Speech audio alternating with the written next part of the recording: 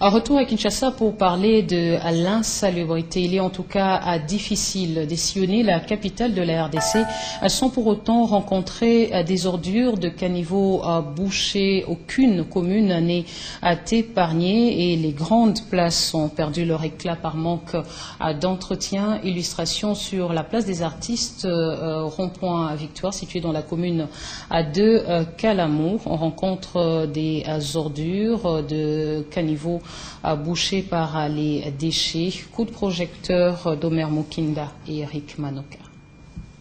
Illustration, place sur rond-point Victoire, autre foyer d'attraction de tout voyageur qui séjournait à Kinshasa-la-Belle. Cette place publique a perdu tout son éclat. Aujourd'hui, Batongi, quartier chaud de la capitale qui faisait la fierté de la commune de Kalamou, présente un spectacle désolant. L'insalubrité règne au maître absolu dans cette partie de la capitale. Des immondices sortis des caniveaux après tirage depuis plus de 2 semaines traînent encore le long des artères. Des ordures entassées par-ci par-là et même devant certains commerces, sans gêner les responsables, alors qu'elles obstruent les passages des piétons. Des sachets et bouteilles en plastique accompagnent paisiblement les eaux usées dans certains collecteurs. On alla plus loin, l'on constate que le spectacle est joué même devant le bureau de l'autorité municipale. La population crie son ras-le-bol. La commune de Kalamou, c'est la commune la plus sale de toute la ville de Kinshasa.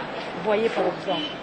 Et on ne sait même pas quel rôle joue le bourgmestre de cette commune. Vraiment, c'est malheureux pour la commune de Kalamou. C'est la commune, je le répète encore, la plus sale de toutes les communes de la ville de Kinshasa. Quand un bourgmestre représente le président de la République, il doit fournir l'effort pour rendre son contrée, rendre sa contrée plutôt propre, rendre sa superficie propre. Vous voyez, même ici, si vous regardez de part et d'autre, il y a des sachets, il y a passé par là.